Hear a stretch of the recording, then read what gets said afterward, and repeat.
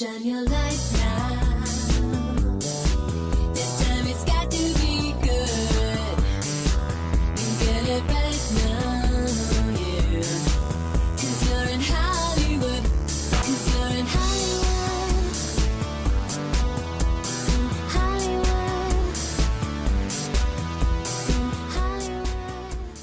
What's going on, guys? On this episode of On the Set, I'm checking out Blumhouse's Wolfman remake starring Christopher Abbott and Julia Garner. So let's get into it. This one starts off in Oregon in the mid-90s. A boy named Blake and his father are in the woods, and Blake's father is teaching him about the outdoors and how to hunt. All of a sudden, they see some sort of strange creature nearby and hide out in a tree stand until it goes away. Back at home, Blake walks in on his father talking to someone on a CB radio about a missing hiker that came down with some kind of disease called the face of the wolf. Apparently, his father and some other people have been trying to track it for some time.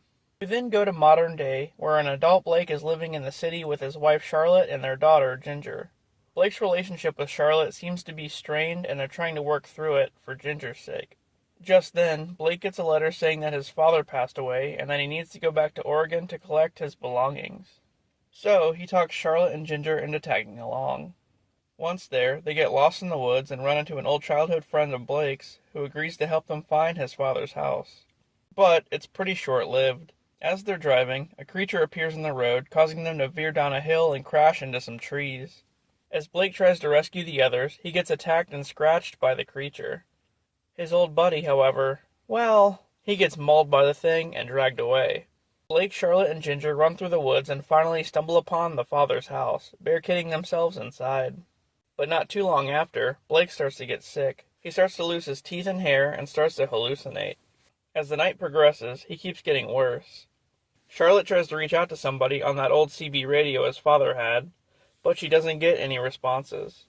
With no other options left, they go outside and try to jumpstart a truck to head to the hospital, but they're cut off by the creature, who at this point is revealed to be a wolfman.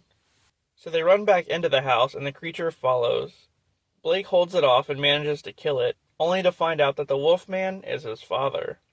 Oh no. Then Blake starts to transform a little bit more. He scares Ginger, so Ginger and Charlotte run into a nearby tool shed. Blake chases them, but gets his foot caught in a bear trap. So, what does he do? Well, he bites his own foot off, of course. Yeah, great plan. Now, hobbling after them, he chases them back to the crash site of their truck. Charlotte and Ginger hide out in that old tree stand from the beginning of the movie.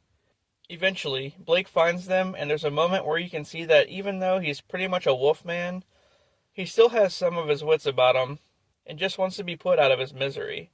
So, he charges at Charlotte, and she shoots him with a rifle, finally killing him. The end. Well, alright. This one wasn't that great, but it had a lot of suspense in it. I don't really think it had much to do with the original Universal Monsters film. Aside from that, they made it a disease of sorts that turned you into a wolfman.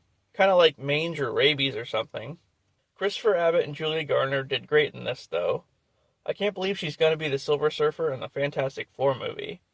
Also, where the hell was this guy? Was this the dad? Because I don't remember seeing him at all. Anyway, guys, that was Blumhouse's Wolfman. Was it great? No. But anyway, thanks for watching, and I'll see you later.